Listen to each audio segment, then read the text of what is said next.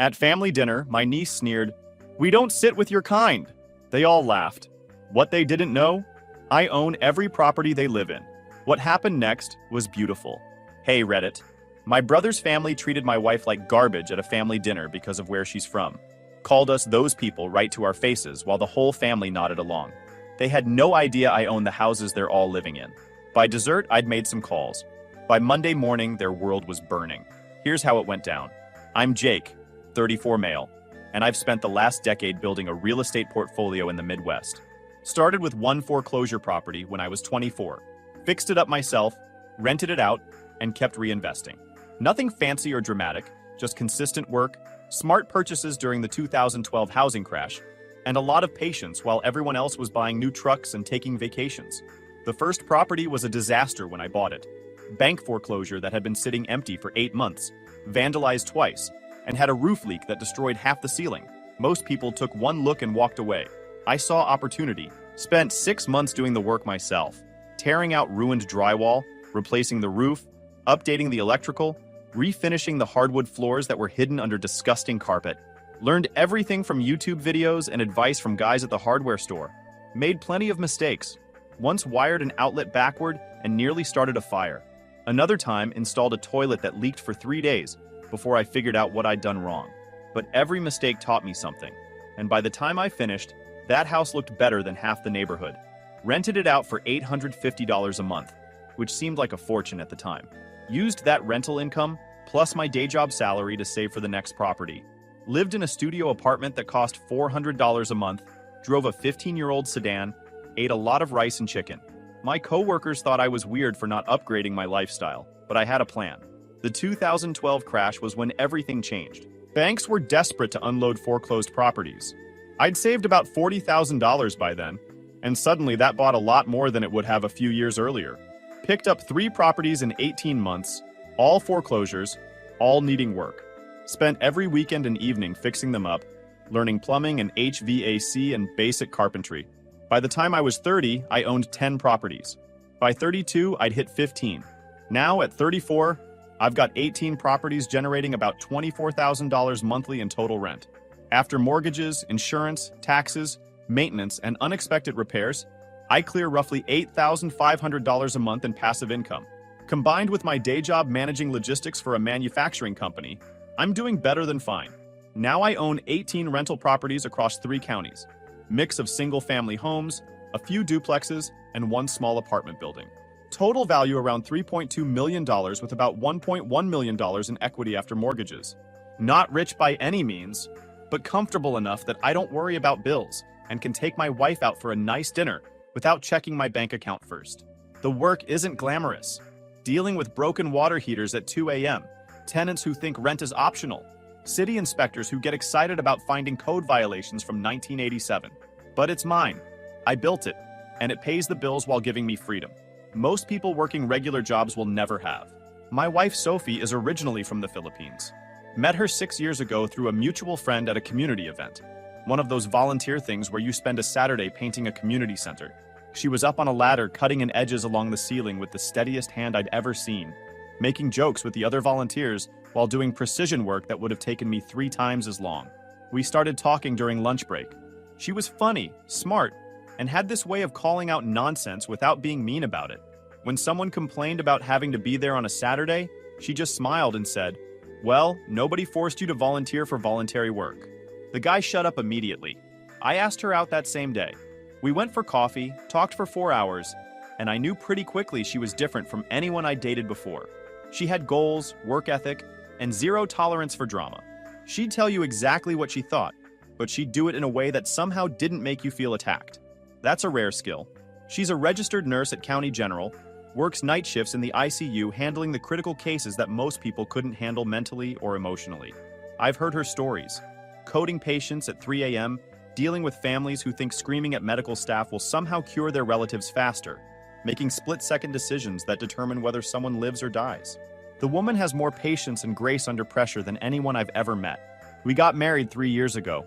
Small ceremony at a park pavilion, maybe 50 people total. Her family flew in from Manila. Parents, 2 siblings, an aunt, and 3 cousins. They were warm, welcoming, Treated me like family from day one, despite barely knowing me. Her dad pulled me aside at the reception and said, "You take care of my daughter and we'll get along fine." Simple, direct, no drama. My family showed up but made it weird by asking pointed questions about green cards and work visas during the reception. My aunt actually asked Sophie, in front of everyone, how long she'd been in our country and whether she was here legally. Sophie handled it with more class than they deserved, smiling and patiently explaining she'd been a citizen for years. Meanwhile, I was calculating how much force I could use to physically remove my aunt from the venue without creating a scene. The worst part was my mom pulling me aside before the ceremony and asking if I was sure about this. Not in a supportive mother worried about her son way, in a, "Are you sure you want to marry one of them" way. She didn't say it directly, but the implication was clear enough that Sophie noticed too. My brother Calvin is 3 years older, works middle management at a manufacturing plant, and has spent his entire adult life convinced he's smarter than everyone else, despite evidence suggesting otherwise. He's got opinions on everything: politics, economics, parenting, proper lawn maintenance, and will share them whether you ask or not. His wife Patricia is cut from the same cloth. Stay-at-home mom who treats it like a professional achievement, constantly posting on social media about the hardest job in the world, while her mother watches the kids 3 days a week. She's got this way of looking down her nose at people who work service jobs, which is ironic considering she was a waitress when Calvin met her. They have 3 kids: Brittany, 16, Austin, 14, and little Emma, 9. Brittany's the one who started this whole mess, but we'll get to that. My parents are what you'd call Midwest traditional, which is code for quietly racist while insisting they're not. They'd never say anything directly offensive, but they ask Sophie where she's really from about twice a year despite knowing she's from Manila. They compliment her English like it's surprising she can form complete sentences. Dad once told me I was brave for marrying someone from a different culture, like I'd adopted a rescue dog instead of marrying a fully functional adult woman. The family dynamics have always been strained, but manageable.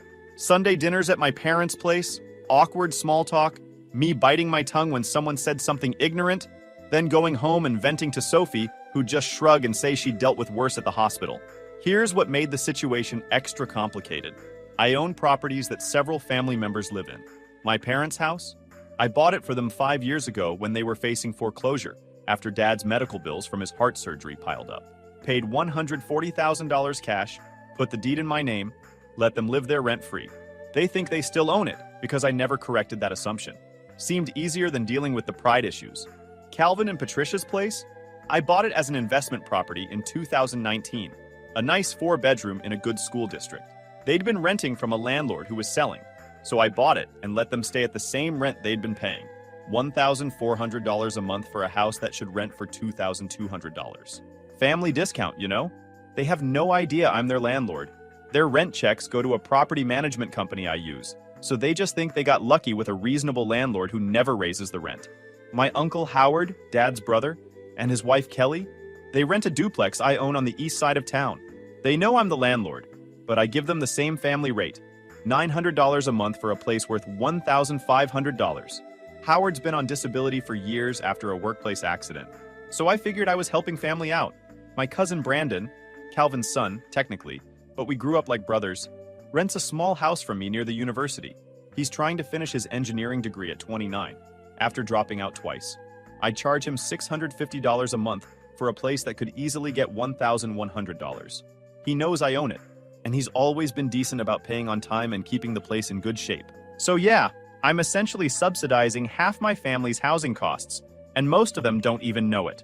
I never brought it up because it seemed like it would make things weird, and I didn't need the recognition. Just felt good to help out family members who were struggling. That was before the dinner. Last month, my mom called and said we were doing a big family dinner at her place. Calvin's birthday was coming up, and she wanted everyone together. I almost said no. These things are usually uncomfortable. But Sophie insisted we should go because family's important, and maybe things would be better this time. Spoiler alert, things were not better this time. We showed up at 6 p.m. with a nice bottle of grape juice, for them since we don't drink, and a homemade cake Sophie had spent 3 hours decorating. Chocolate cake with buttercream frosting, piped roses around the edges, "Happy Birthday Calvin" written in perfect script across the top. The woman went above and beyond, trying to win over people who'd already decided not to like her. I'd watched her in our kitchen that afternoon, carefully measuring ingredients, testing the frosting consistency, redoing one of the roses 3 times because it wasn't perfect enough. When I asked why she was going to so much trouble for people who barely acknowledged her existence, she just shrugged and said, maybe this time would be different. Maybe if she tried hard enough, they'd finally see her as family. I didn't have the heart to tell her I'd lost that hope years ago. The first sign of trouble was when we walked in, and Brittany was sitting in the living room with two of her friends. Both blonde, both wearing expensive clothes, both looking us up and down like we were door-to-door salespeople instead of family members. I'd known this was Calvin's birthday dinner. I didn't realize it was also some kind of Sweet 16 planning party for Brittany. "Oh, you're here," Patricia said when she saw us. Like our presence was unexpected despite the specific invitation, with a specific time that Mom had confirmed twice. "We're running a bit behind. Calvin's still getting ready." Behind wasn't the word for it. The party was clearly in full swing. Music playing, food already set out, people laughing and talking. We were just the last people they'd wanted to actually show up. The house looked great, by the way.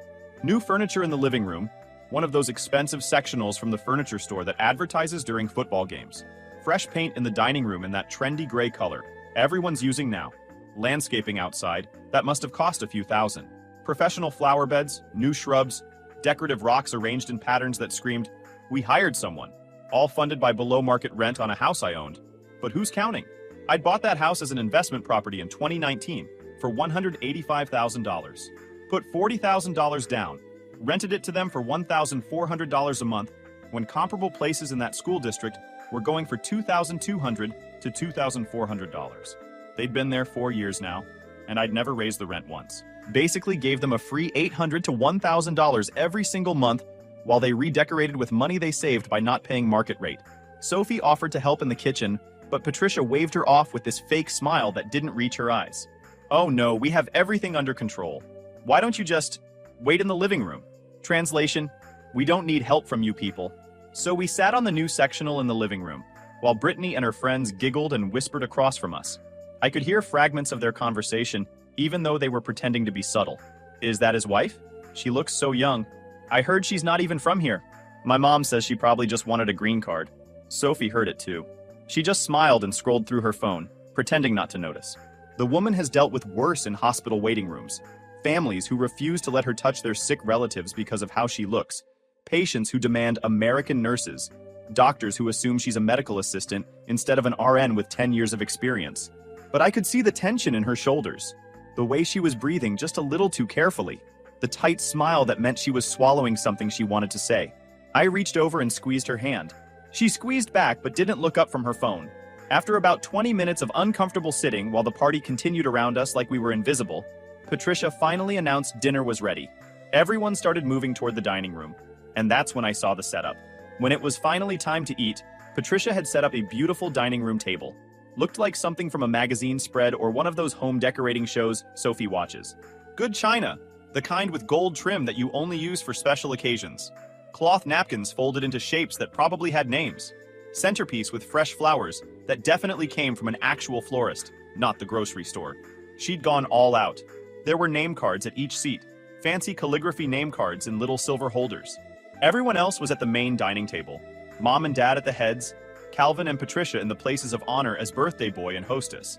Austin and Emma on one side, Uncle Howard and Aunt Kelly across from them. Brandon next to some of Patricia's relatives I'd never met. Some of Brittany's friends were even seated at the main table.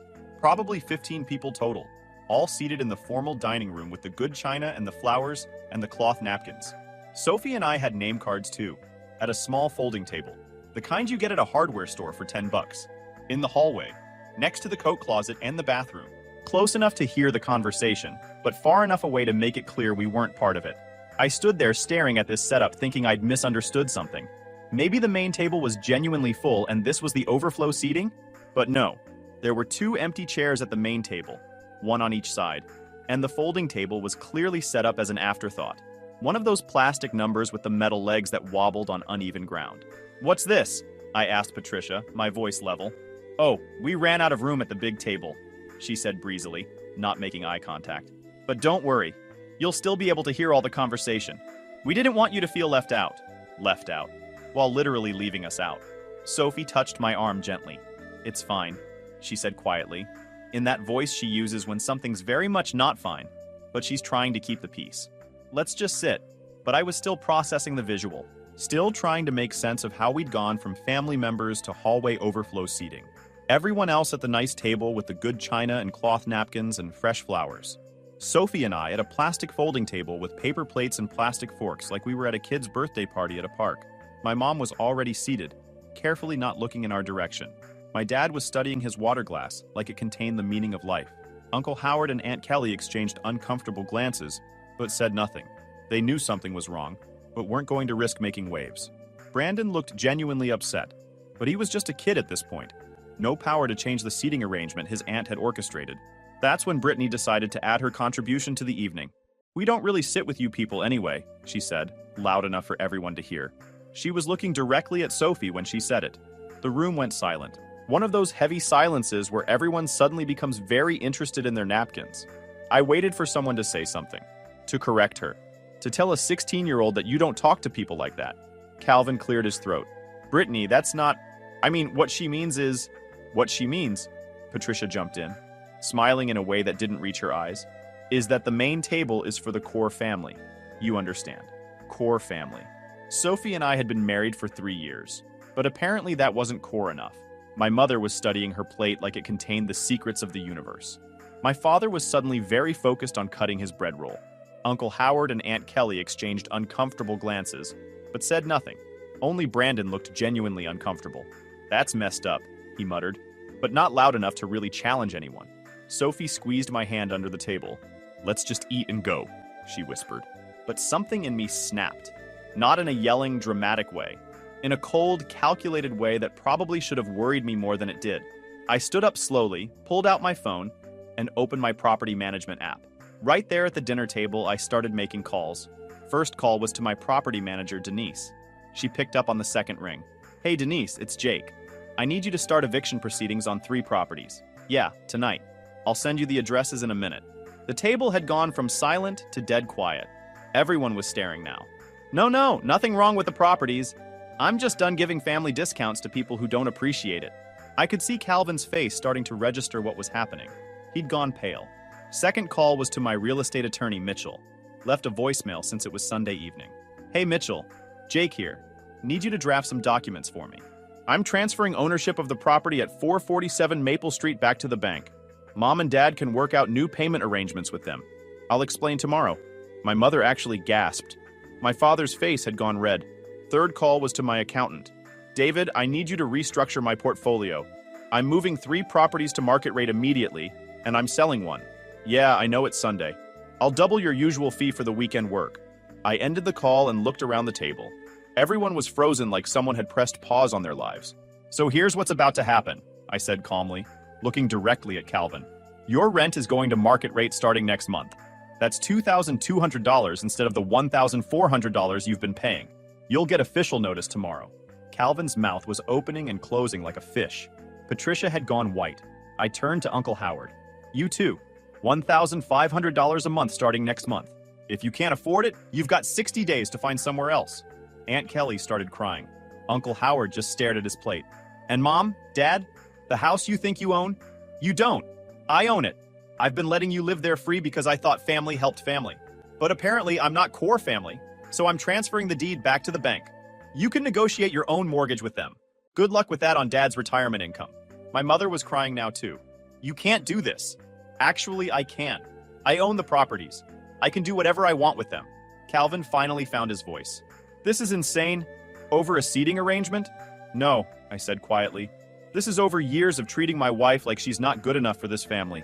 Over the subtle comments, the assumptions, the looks. Today was just the last straw." I turned to Brittany, who was crying now, probably understanding for the first time that actions have consequences. "And you," I said. "You just cost your parents about $800 a month, your grandparents their house, and your uncle his affordable rent. Hope that comment felt worth it." Sophie stood up beside me. "We're leaving," she said calmly. We walked out, left the cake on their counter, left the grape juice on their table, left them all sitting in shocked silence. In the car, Sophie was quiet for a long time. Finally, she said, "You didn't have to do that." "Yes, I did. Your family is going to hate you now. They already didn't respect me. At least now they'll think twice before disrespecting you." She smiled a little. "That was pretty dramatic." "I'm a dramatic guy." "No, you're really not. That's what made it so effective." The next morning, I followed through on everything.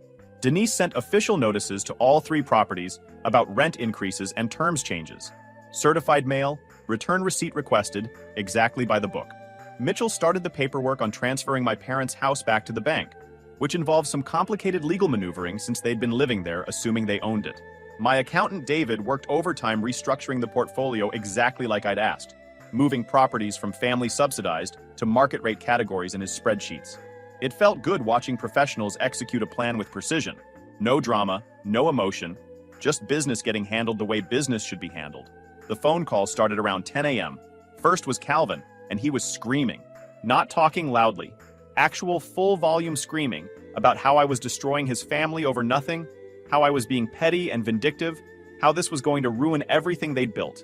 I let him vent for about 30 seconds while I sipped my coffee and checked my email, then calmly interrupted him. Calvin, market rate for your house is actually $2,400 a month. I'm being generous by only charging $2,200. You're still getting a family discount, just a smaller one. You can take it or leave it. He sputtered something about not being able to afford it, about having 3 kids and a mortgage. Except he didn't have a mortgage. He had a landlord. Me. And the landlord was adjusting rent to reflect actual market conditions. Where else are we supposed to go? He demanded. That's not my problem. You've got 30 days to decide. Pay the new rate or move out. Your choice. He took it, obviously. Where else was he going to find a 4-bedroom in that school district for that price? Comparable houses were renting for hundreds more, and he'd have to come up with security deposits and moving costs. He was trapped by his own financial mismanagement, and my generosity had been the only thing keeping him afloat. My mother called next, crying and saying I was breaking her heart.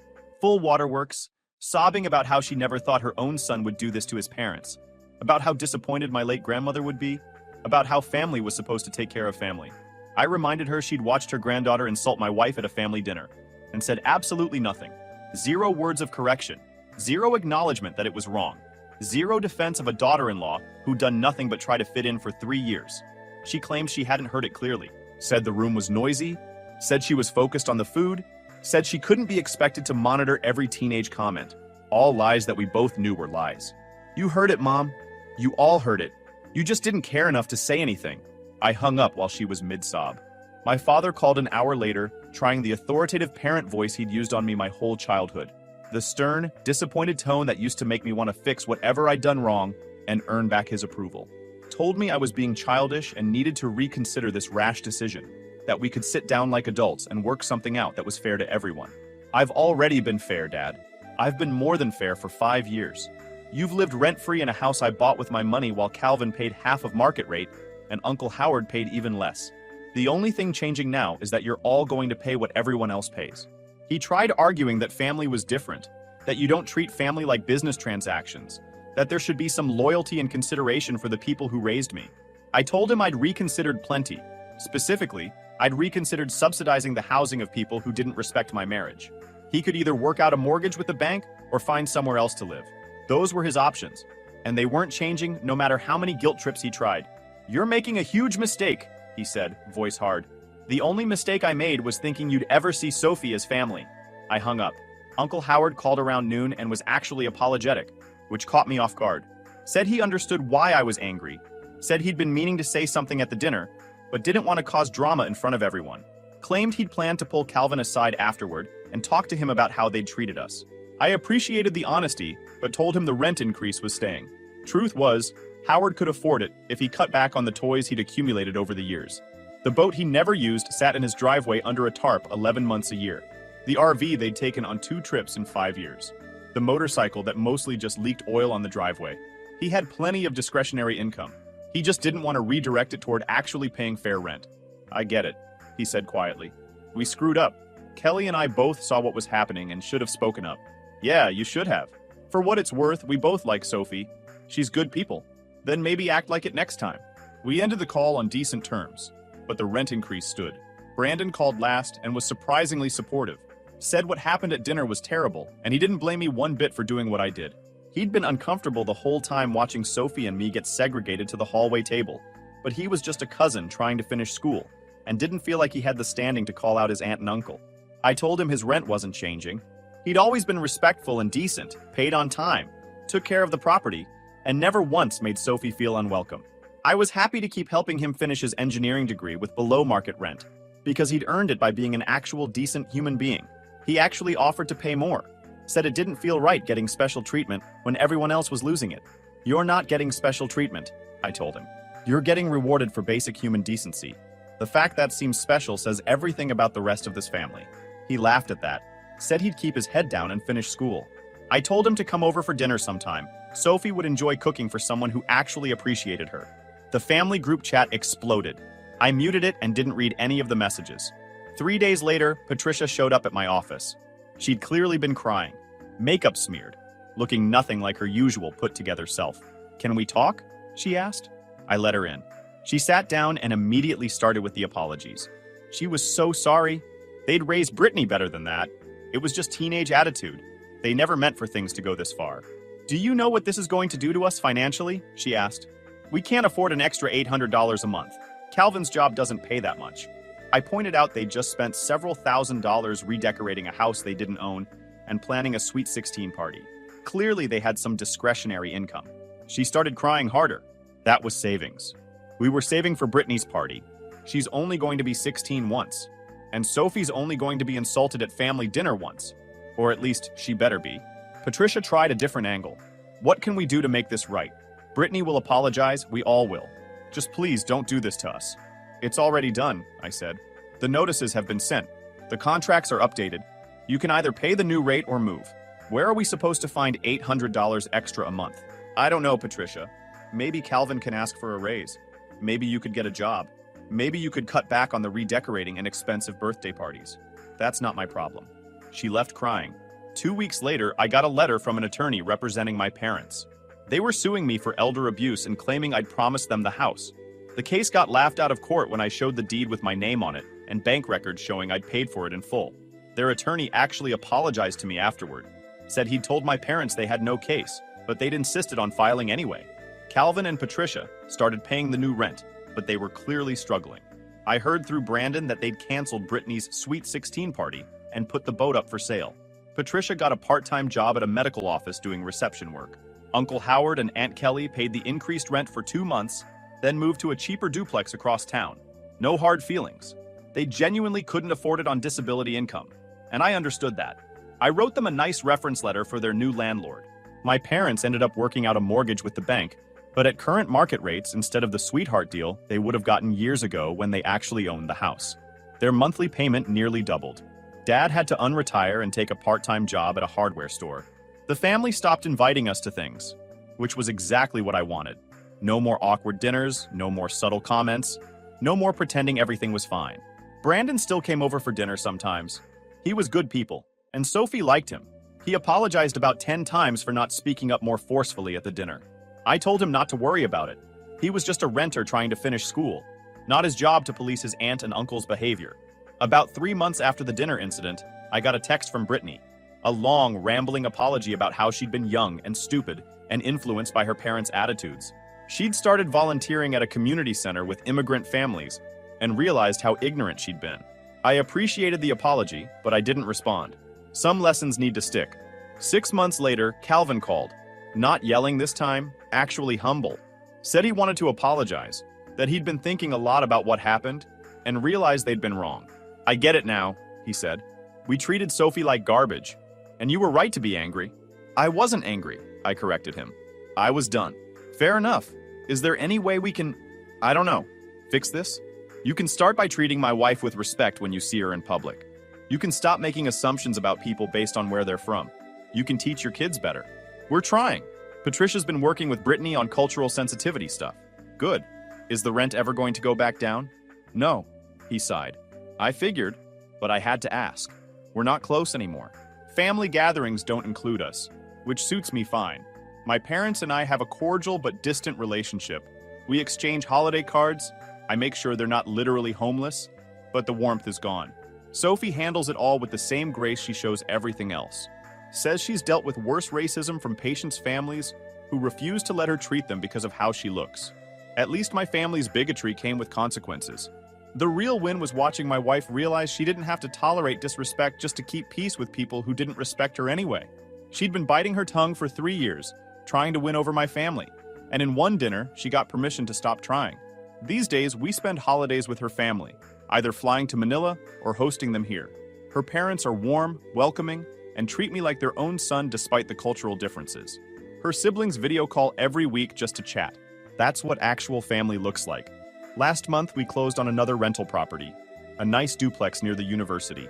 Sophie suggested we rent it to international students at fair rates, give them a good landing spot when they're new to the country. We're working with the International Student Office to make it happen. My real estate portfolio is doing better than ever. Turns out running a business based on actual market rates instead of family favor pricing is more profitable. Who knew?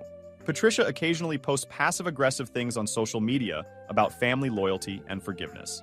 I have her muted, but Brandon screenshots the good ones and sends them to me. We get a laugh out of it. Brittany graduated high school last month. I sent a card with a $50 gift card to a bookstore. Small gesture, but it felt right. She's apparently going to community college and majoring in social work. Patricia complained about it in the family group chat, which I still have muted but Brandon keeps me updated. Said she wished Brittany would do something more respectable like business or nursing. Some people never learn. The lesson I took from all this: you can't buy respect with generosity. You can subsidize someone's housing costs, help them out financially, go above and beyond trying to keep the peace, and they'll still treat you like garbage if they've decided you're not worth their respect. But you can absolutely charge market rates to people who don't appreciate the discount. And that's almost as satisfying as actual respect. Sophie's still a night shift ICU nurse, still saving lives, still dealing with difficult people with more grace than they deserve. I'm still buying properties, still fixing them up, still building something that's actually mine. And my family? They're still paying their rent on time, because they know what happens when they don't. Some people called me petty. Maybe I am, but I prefer to think of it as setting boundaries with financial consequences. You don't get to insult my wife and still benefit from my generosity. That's not how this works. The properties I own are doing well. The tenants who respect the arrangement get fair treatment. The ones who learned the hard way are still learning. And Sophie and I? We're building a life surrounded by people who actually value us. Her family, our friends, the international students who are grateful for a landlord who treats them fairly instead of trying to exploit their vulnerability. That's worth more than any family dinner at the core family table. Last week, my dad called and asked if we might consider coming to Calvin's birthday dinner next month. Said they'd really like to have us there, that it wouldn't be the same without us. I asked if Sophie would be seated at the main table. Long pause. Of course, he said finally. I'll think about it, I told him. I probably won't go. Some bridges are better left burned. But it was nice to be asked properly. If you enjoyed this video, please hit that subscribe button. It really helps the channel and help us bring you more and better stories. Thanks.